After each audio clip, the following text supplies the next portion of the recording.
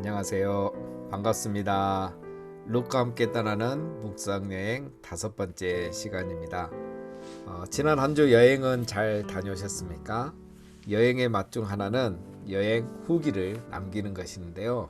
어디가 좋더라, 또 무슨 음식이 최고였더라, 이런 후기가 아직 여행을 떠나보지 못한 분들에게 기대감을 일으키죠. 룩과 함께 떠나는 여행도 후기가 있으면 좋겠다는 생각이 듭니다. 출석 댓글을 남기실 때 이런 후기를 남기시면 다른 분들이 2배로 은혜를 받을 수 있을 것 같습니다. 자, 오늘은 룻기 3장을 살펴보겠습니다. 룻기 3장은 타작마당에서 룻과 보아스 사이에 일어나는 사건을 중심으로 이루어져 있습니다. 보통 룻기 설교를 할 때 3장은 진행되는 이야기로 다루고 넘어가는데 사실 3장은 룻기에서 절정에 해당합니다. 오늘 본문은 이런 구조로 흘러가고 있습니다. 1절에서 5절은 룻을 위한 나오미의 중매 계획이 나오고요. 6절에서 13절은 룻의 요청과 보아스의 응답이 나옵니다. 그리고 14절에서 18절은 보아스의 결혼에 대한 약속으로 끝이 납니다. 2장에서는 보아스가 적극적으로 모습을 보였는데 3장에서는 룻이 적극적인 모습을 보이며 오히려 상황을 이끌어가고 있습니다. 시간이 얼마나 흘렀는지 모르지만 나오미는 룻을 결혼을 시키기로 결심합니다. 1절 룻의 시어머니 나오미가 그에게 이르되 내 딸아 내가 너를 위하여 안식할 곳을 구하여 너를 복되게 하여야 하지 않겠느냐.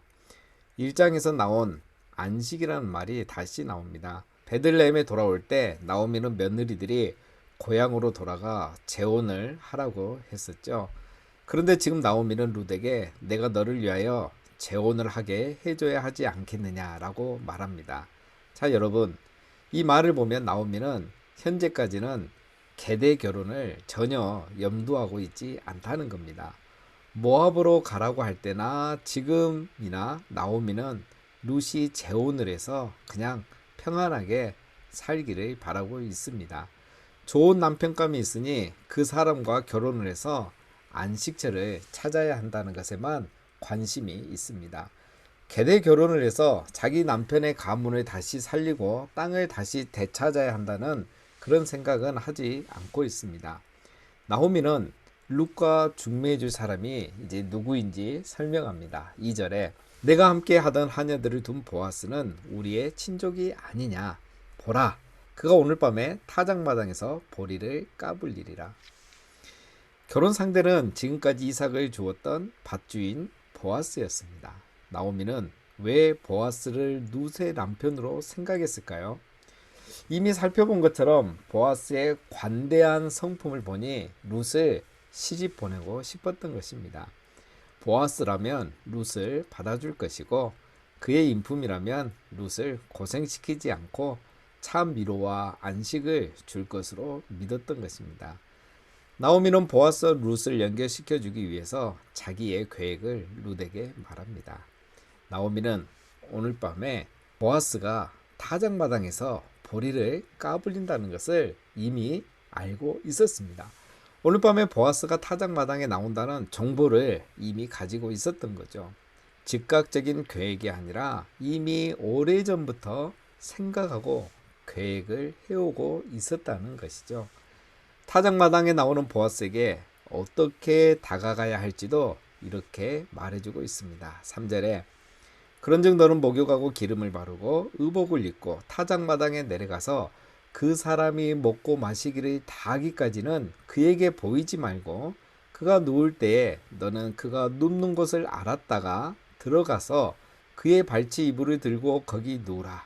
그가 내가 할 일을 내게 알게 하리라 하니. 자, 목욕을 하고 가라고 했는데 당시에는 집안에 목욕시설이 없었습니다. 항아리에 물을 기르다가 손과 얼굴을 씻는 것을 말합니다. 기름을 바른다는 것은 감람류와 같은 기름을 향수처럼 뿌리거나 바르는 것을 말합니다.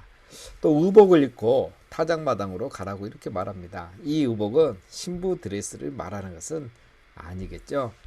의복이라는 이 히브리어 심나는 남자용이나 여자용이나 상관없이 바깥에 두르는 통상적인 겉옷을 가리킵니다. 의복으로 쓰인 히브리어 단어 심나는 성경에서 비싼 옷이나 고급 옷을 가리킬 때 사용되지 않았습니다. 그리고 만약 루시 타작마당에 가면서 신부 드레스나 화려한 고급 옷을 입고 간다면 너무 의도적이고 사람들 눈에도 쉽게 띄지 않겠습니까? 자, 그러면 이 세 가지를 함께 생각해 볼 수 있습니다.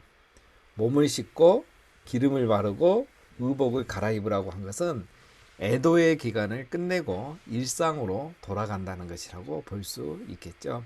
이런 외모와 의복의 변화는 누가 보더라도 룻이 이제는 과거에서 벗어나서 결혼을 할 생각을 가지고 있음을 충분히 보여줄 수 있는 것이겠죠. 자, 이렇게 준비를 하고 보아스의 타작마당으로 내려가서 보아스가 먹고 마시기를 다 하기까지 그에게 보이지 말고 일단 기다리라고 합니다. 추수를 할 때는 가장 큰 축제 기간이죠. 그래서 추수를 하고 축제를 하면서 먹고 마시는 잔치 분위기였습니다. 이런 날은 밭의 주인도 함께 와서 일꾼들과 함께 먹고 마시며 즐기죠. 가장 기분 좋은 순간이겠죠. 나오미는 룻에게 보아스가 먹고 마실 때에 그에게 보이지 말라고 합니다. 여기서 보이지 말라는 공동번역 성경을 보면 그분이 저녁 식사를 마치기까지는 눈치채지 않도록 하여라, 이렇게 잘 번역했습니다. 보아스가 눈치채지 못하도록 가만히 있다가 보아스가 다 먹고 마신 후에 어디에 가서 자는지를 알아두라는 겁니다. 보통 추수를 하고 늦게까지 먹고 마시면서 나중에 적당한 곳에서 잠을 잤습니다. 그러면 보아스가 어디 있는지 알 수가 없겠죠. 물론 보아스는 다른 곳에서 잘 수도 있습니다. 룻은 보아스에게 타작마당에 온 것을 알리지 않아야 하고 보아스가 어디에서 자는지는 반드시 알아야 하는 것이 나오미의 계획의 핵심입니다. 아무도 모르게 타작마당에 있다가 보아스가 잠들면 몰래 그 발치 이불을 들고 들어가서 그 밑에 누우면 보아스가 할 일을 가르쳐 줄 거라고 이야기합니다. 룻이 보아스에게 대놓고 결혼 의사를 밝히라는 거죠.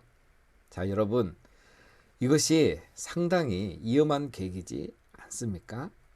만약 이것이 다른 사람의 눈에 띄게 되면 온 동네의 소문이 금방 퍼지게 될 것이고 이방 여인이고 홀로 된 여인이 남자를 꼬시는 음탕한 여인으로 오명까지 뒤집어 쓸 수 있습니다. 그래서 이 일은 아무도 모르게 아무도 못 보게 일을 진행하라고 한 것입니다. 또 나오미는 이런 좋은 계획이 있으면 다른 사람을 통해서 충매를 하지 않고 왜 이런 위험한 행동을 하게 했을까요? 이것은 우리가 쉽게 답을 찾을 수 있습니다. 우리가 보통 중매를 하면 서로 비슷한 사람끼리 해줍니다. 그런데 지금 보아스 룻은 모든 것이 극과 극이죠. 유대인과 이방 여인. 보아스는 나이가 많고 유력자이고 가정도 있었을 것이고 룻은 홀로 된 여인이고 경제적으로도 너무 어려운 형편입니다. 누가 중매를 해줄 수 있겠습니까? 일반적인 방법으로는 룻과 보아스를 결혼시킬 수 없다고 생각한 나오미는 좀 더 극단적인 이런 방법을 선택한 것입니다. 그리고 나오미는 무엇보다도 보아스가 헤세드를 베풀 것을 믿고 이 일을 시작한 겁니다. 룻도 그런 생각을 했던 것 같습니다. 이런 위험한 계획을 나오미의 말대로 하겠다고 대답을 합니다. 5절에 룻이 시어머니에게 이르되 어머니의 말씀대로 내가 다 행하리다 하니라. 그가 타작마당으로 내려가서 시어머니의 명령대로 다 하니라. 룻은 나오미의 말대로 그대로 진행합니다. 이것은 정말 놀랍습니다. 이 계획이 위험하지만 나오미를 절대적으로 신뢰하고 있다는 것을 의미합니다. 그리고 또 분명히 베들레헴에 돌아올 때 어머니와 절대 헤어지지 않겠습니다 라고 맹세를 했는데 지금 다른 데로 시집을 가라는 말에 이번에는 동의하는 것이죠. 자, 그런데 나오미만큼이나 룻도 나오미를 향한 헤세드를 생각하고 그렇게 했다는 것을 우리는 금방 알 수 있습니다. 7절에 보아스가 먹고 마시고 마음이 즐거워 가서 곡식 단더미의 끝에 눕는지라. 룻이 가만히 가서 그의 발치 이불을 들고 거기 누웠더라. 밤중에 그가 놀라 몸을 돌이켜 본즉 한 여인이 자기 발치에 누워 있는지라. 이르되 내가 누구냐 하니 대답하되 나는 당신의 여종 룻이오니 당신의 옷자락을 펴 당신의 여종을 덮으소서. 이는 당신이 기업을 물을 자가 됨이니이다 하니. 보아스는 축제를 하면서 먹고 마시고 마음이 즐거워서 곡식 단 더미 끝에 누워서 잤습니다. 나오미의 의도를 이것만 봐도 조금 알 수 있습니다. 보아스가 마음이 즐거울 때 룻을 보낸 것이죠. 추수도 했겠다. 실컷 먹고 마시고 배도 부르겠다. 마음이 정말 즐거운 상태입니다. 사람의 기분이 좋을 때 마음도 넓어져서 룻을 더 좋게 볼 것을 나오미는 예상했던 겁니다. 나오미의 지침대로 룻은 보아스가 어디에 누워 있는지 어두운 밤에 잘 지켜보고 있었습니다. 그리고 보아스가 덮고 있는 이불을 들고 들어가 거기에 누웠습니다. 우리가 지금 봐도 사실 납득하기 어려운 장면이죠. 앞에서 설명드렸듯이 이것은 극단적인 상황에서 선택의 여지가 없는 룻에게 나오미가 제시한 방법입니다. 고대 사회에서 여성이 남편이나 자식이 살 수 없는 그런 상황을 염두하고 이것을 봐야 합니다. 자, 밤중에 뒤척이다가 보아스가 한 여인이 자기 옆에 누워 있는 것을 알고 깜짝 놀랐습니다.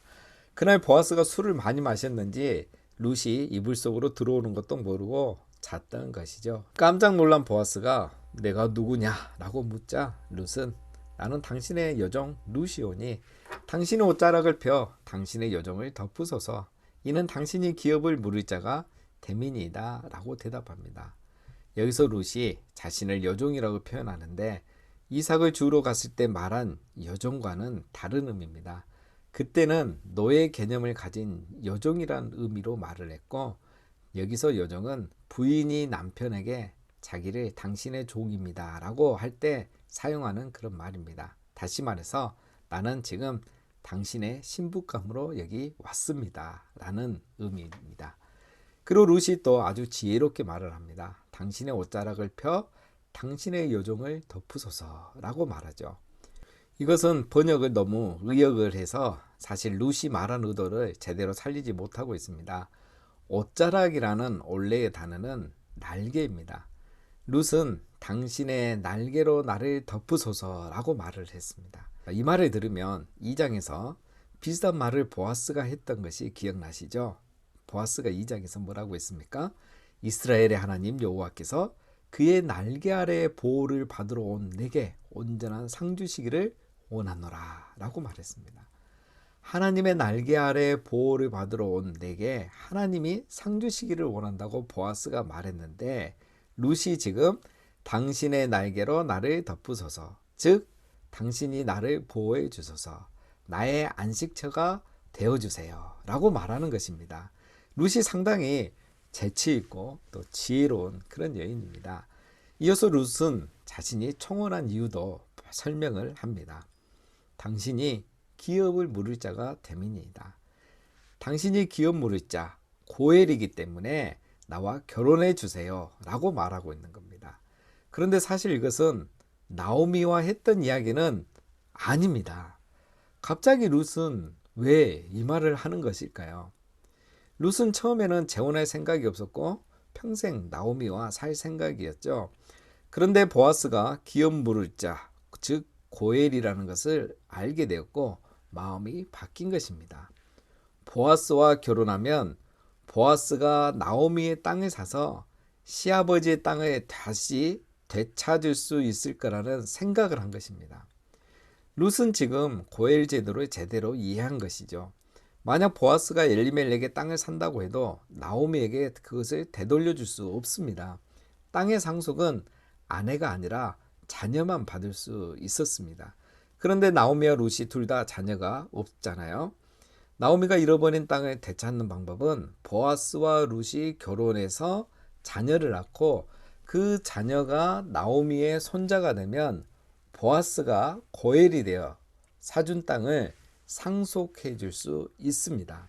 즉 엘리멜렉의 땅을 다시 되찾기 위해서는 계대 결혼과 고엘 이 두 가지가 모두 다 이루어져야 합니다.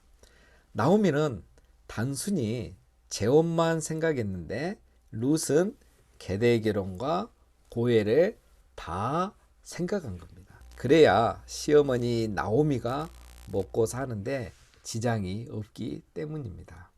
룻은 자기의 안식과 위로를 위해서 결혼을 선택한 것이 아니고 어머니를 위해서 결단을 한 것입니다. 나오미는 보아스 정도면 룻이 결혼해서 편하게 먹고 살 것 같아서 시집을 보내려고 했는데 룻은 보아스와 결혼해서 자기만 편하게 먹고 사는 데는 관심이 없고 보아스가 고엘이기 때문에 어머니를 위해서 결혼을 하려고 했던 것입니다. 결혼이라는 목적 앞에서 시어머니와 룻의 목적이 서로 달랐던 것이죠. 이것을 보니까 룻기의 절정은 3장이라는 것을 알 수 있겠죠. 보아스는 룻의 마음을 이해하고 감동을 받았습니다. 10절에 그가 이르되 내 딸아 여호와께서 내게 복 주시기를 원하노라. 내가 가난하건 부하건 젊은 자를 따르지 아니하였으니 내가 베푼 이내가 처음보다 나중이 더하도다. 감동을 받은 보아스는 룻을 축복합니다. 여호와께서 내게 복 주시기를 원한다. 왜냐하면 내가 가난하건 부하건 젊은 자를 따르지 아니하였으니 내가 베푼 인애가 처음보다 나중이 더 크도다. 이게 무슨 말입니까? 부자든 가난한 사람이든 젊은 사람과 결혼하고 싶어하는 것이 인지상정인데 너는 늙은 나와 결혼을 하려고 하는 것 보니까 어머니를 위해서 하려고 하는 거구나. 처음에 어머니를 모시고 따라온 헤세드도 크지만 지금 너의 이런 모습을 보니 처음보다 지금이 더 크도다. 더 대단하다. 라고 말하고 있는 겁니다. 보아스가 완전히 감동을 먹었습니다. 인간의 기본적인 요구를 뛰어넘는 사랑을 보아스가 보게 된 것이죠. 이제 상황을 파악한 보아스는 룻을 진정시켜 줍니다. 11절에 그리고 이제 내 딸아 두려워하지 말라. 내가 내 말대로 내게 다 행하리라. 내가 현숙한 여자인 줄을 나의 성읍 백성이 다 아느니라. 참으로 나는 기업을 물을 자이나 기업 물을 자로서 나보다 더 가까운 사람이 있으니 이 밤에 여기서 머무르라. 아침에 그가 기업 물을 자의 책임을 내게 이행하려 하면 좋으니 그가 그 기업 물을 자의 책임을 행할 것이니라. 만일 그가 그 기업 물을 자의 책임을 내게 이행하기를 기뻐하지 아니하면 여호와께서 살아계심을 두고 맹세하노니 내가 기업 물을 자의 책임을 내게 이행하리라. 아침까지 누워 있을지니라 하는지라. 보아스는 먼저 룻에게 내 딸아 두려워하지 말라 라고 말합니다. 사실 지금 상황에서 가장 두렵고 떨리는 사람은 룻이죠. 보아스는 룻의 심정을 헤아리고 안정을 시킵니다. 만약에 보아스가 거절하면 또 사람들이 보면 베들레헴에서 얼굴을 들고 다닐 수 없게 될 겁니다. 보아스는 룻이 빨리 안정을 찾도록 내가 말한 대로 내가 다 하겠다고 먼저 약속을 해줍니다. 그리고 내가 현숙한 여자인 줄을 성읍 사람들이 다 알고 있으니 걱정하지 말라는 말도 합니다. 여기서 현숙한은 앞에서 보아스를 유력한 자라고 부를 때 같은 단어입니다. 지금 보아스는 룻을 너는 유력한 여자, 유명한 여자라고 격려합니다. 이 말도 사실 헤세드이죠. 너는 나와 결혼할 자격이 충분한 여자야 라는 의미입니다. 사실 보아스와 룻은 외적으로는 결혼을 할 수 없는 조건이죠. 그런데 보아스는 그런 외적인 조건들을 전혀 중요하게 생각하지 않고 있습니다. 이미 하나님의 백성으로 들어온 룻은 이미 자기와 결혼할 충분한 자격이 있다고 말하고 있습니다. 룻을 바라보는 보아스의 모습이 오늘 우리를 바라보는 하나님의 모습이죠. 보아스는 하나님의 사랑을 아는 사람이었습니다. 정말 다음 없는 헤세드를 베풀고 있습니다. 보아스는 룻이 원하는 대로 다 하겠다고 약속하면서 자기보다 더 가까운 기업 물을 자가 있다고 말합니다. 자, 여기서 우리 생각 같으면 바로 해피 엔딩으로 끝나면 좋을 것 같은데 갑자기 지연이 됩니다. 드라마 마지막 장면을 보면 반드시 다음 회를 꼭 봐야 하는 것처럼 우리는 4장을 계속 살펴보지 않을 수 없게 되죠. 이 부분은 다음 4장에서 살펴보겠습니다. 보아스는 다른 기업 물을 자가 안 하겠다고 하면 내가 반드시 고해를 해주겠다고 약속하면서 밤 동안 편히 쉬라고 안심을 시켜줍니다. 이제 룻이 가야 할 시간이 되었습니다. 14절에 룻이 새벽까지 그의 발치에 누웠다가 사람이 서로 알아보기를 어려울 때 일어났으니 보아스가 말하기를 여인이 타작마당에 들어온 것을 사람이 알지 못하여야 할 것이라 하였습니다. 보아스가 이르되 내 겉옷을 가져다가 그것을 펴서 잡으라 하매 그것을 펴서 잡으니 보리를 6번 대어 룻에게 쥐어주고 성읍으로 들어가니라. 보아스는 다른 사람들의 눈에 띄지 않도록 날이 밝기 전 룻을 돌려보냅니다. 괜히 오해받을 필요가 없기 때문에 룻을 보내면서 겉옷에 보리를 6번 대어 보냅니다. 여기서는 나오지 않지만 나중에 룻이 이것을 나오미에게 전달하면서 시어머니에게 빈손으로 가지 말라고 보아스가 말하면서 주었다라고 전달합니다. 16절 룻이 시어머니에게 가니 그가 이르되 내 딸아 어떻게 되었느냐 하니 룻이 그 사람이 자기에게 행한 것을 다 알리고 이르되 그가 내게 이 보리를 6번 대어주며 이르기를 빈손으로 내 시어머니에게 가지 말라 하더이다 하니라. 룻이 돌아와서 자초지종을 다 나오미에게 말합니다. 그리고 보아스가 준 보리를 전달하면서 빈손으로 내 시어머니에게 가지 말라고 했다고 말합니다. 보아스 이 말은 약속을 상징하는 것이죠. 나오미의 빈손을 지금 채워주고 있고 앞으로도 채워줄 것을 약속하고 있는 겁니다. 즉 당신이 룻을 나에게 보낸 의미를 내가 다 알고 있다. 당신의 뜻대로 받아주겠다. 라는 약속을 보리를 쥐어줌으로 보여준 것입니다. 나오미도 보아스의 그런 의미를 잘 알았죠. 하지만 나오미도 여기서 멈춥니다. 더 이상 보아스를 재촉하지 않습니다. 18절에 이에 시어머니가 이르되 내 딸아 이 사건이 어떻게 될지 알기까지 앉아 있으라. 그 사람이 오늘 이 일을 성취하기 전에는 쉬지 아니하리라 하니라. 나오미는 룻의 말을 다 듣고 이제 우리 손에서 떠났으니 가만히 앉아서 기다리자라고 말합니다. 나오미는 이제 모든 것을 다 하나님께 맡깁니다. 자, 4장이 어떻게 될지 궁금하죠? 넷플릭스면 몰아보기가 가능할 텐데 저희는 다음 주를 기다려야 하겠습니다. 오늘 공부한 것을 정리해 보겠습니다. 나오미는 룻이 보아스 밭에서 이삭을 죽게 되고 보아스가 룻에게 호의를 베푼 것을 보고 여자의 촉과 신앙의 촉으로 하나님의 섭리를 느꼈을 것입니다. 그런데 나오미는 여기서 가만히 있지 않고 룻과 보아스를 과감히 연결을 시켜주죠. 나오미는 처음부터 며느리들이 잘 되기를 바라고 여호와께서 복 주시기를 기도했습니다. 자, 우리가 여기서 얻을 수 있는 첫 번째 교훈은 기도하고 행하라입니다. 이것을 보면 나오미는 기도만 한 것이 아니라 기도하고 실행했다는 것을 알 수 있습니다. 우리는 하나님을 의지한다고 하면서 기도만 하고 있으면 안 됩니다.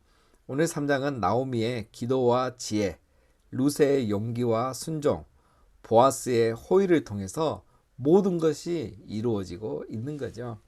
우리가 기도만 한다고 해서 하나님께서 직접 다 이루시는 것만은 아닙니다. 내가 기도하는 제목들 거기에서 내가 해야 할 일은 없을까요? 순종, 용기, 희생. 자, 우리의 그러한 믿음의 행동들이 기도의 응답으로 이어지는 것입니다. 두 번째는 빠른 길이 아니라 바른 길을 가라는 겁니다. 보아스는 룻의 청을 다 받아주는 것처럼 약속했지만 자기보다 더 가까운 고엘에게 이것을 말하고 결정을 하자고 말합니다. 룻이 원하고 본인도 원하고 이미 서로 결정했다면 바로 추진할 수도 있으나 보아스는 율법과 풍습이 정한 수순을 밟겠다는 의사를 밝히고 있죠. 이렇게 해야 나중에 문제가 없고 사람들의 입방아에도 오르지 않기 때문입니다. 살면서 이것이 얼마나 어렵다는 것을 우리는 잘 알고 있습니다. 직장에서, 교회에서 우리는 율법과 사회법이 정한 것들을 무시하면 안 됩니다. 빨리 가려다가 모든 것을 잃을 수도 있습니다. 자, 마지막은 삶의 여백을 즐겨라 입니다. 보아스나 나옴이나 결정적인 순간에는 모두 하나님께 맡기는 모습이 너무 아름답지 않습니까? 사람의 생각대로 다 하지 않고 자기가 원하는 대로 바로 하지 않습니다. 기도하고 최선을 다하고 그리고 마지막은 하나님께 맡기는 것이 진정한 신앙의 모습입니다. 믿음은 기다림입니다. 그리고 이 기다림은 우리의 삶의 여백과 같습니다. 여백이 없는 서류는 너무 피곤하죠. 삶의 여백이 없으면 피곤한 법입니다. 삶의 여백을 비워두시기 바랍니다. 기다리면 하나님이 일하십니다. 기다림은 시간 낭비가 아닙니다. 삶의 여백을 즐기시기 바랍니다. 자, 한 주간도 여백의 미래를 즐기면서 하나님의 섭리와 인도하심의 은혜가 풍성하시기를 바랍니다.